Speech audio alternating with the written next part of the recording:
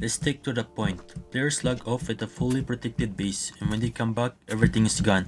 No fight, no warning, just gone. At first, I thought, is this admin? Because honestly, how does a protected base just disappear? But the more I played, the more I realized it's probably not that simple. It starts with something real.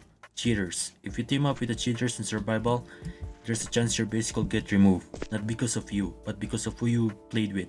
And from what I've seen in the community, a lot of these cases get reported, sometimes handled by people like Mac and Doug. So even if you didn't cheat, you can still get affected. But here's when it gets even crazier. What if you never team up with a hacker and your base still got removed? Then what? One thing I noticed when a base gets fully removed like that, it doesn't just get grief. It's like the world resets. The land, the terrain, it goes back to how it looked like before you even built there. Like your base never existed. And that's what makes it different from normal raiding. This isn't just player breaking blocks, this feels like a system reset.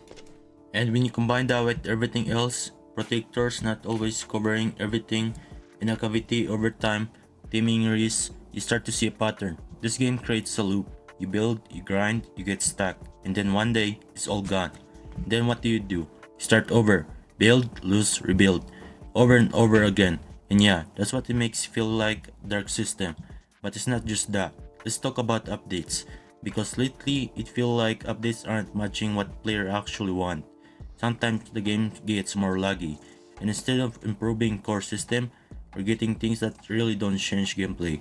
Like, where are automation feature? Things like piston or mechanics that actually make survival deeper. Imagine the possibilities. Farm, traps, rail-based system, but instead it feels like the focus is somewhere else. And I'm not saying updates are bad, but they don't always match player expectation.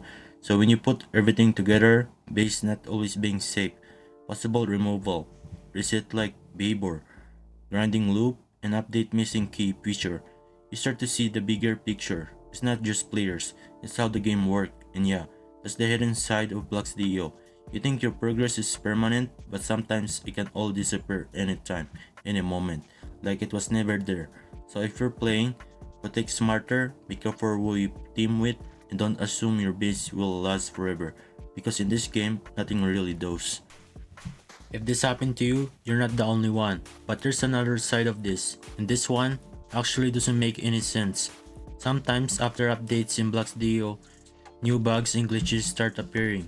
And one of the biggest one player talk about is duplication glitch, where item can be duplicated because of how the system worked, not because how the players created it, but because the game allowed it.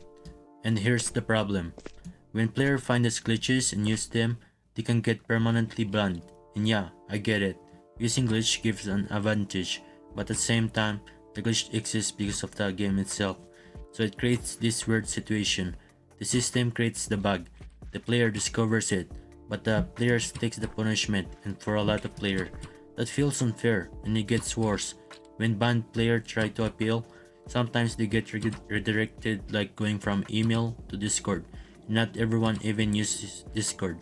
So if you don't have it or you don't get a real response, you're just stuck. And for some players, that's where they quit the game.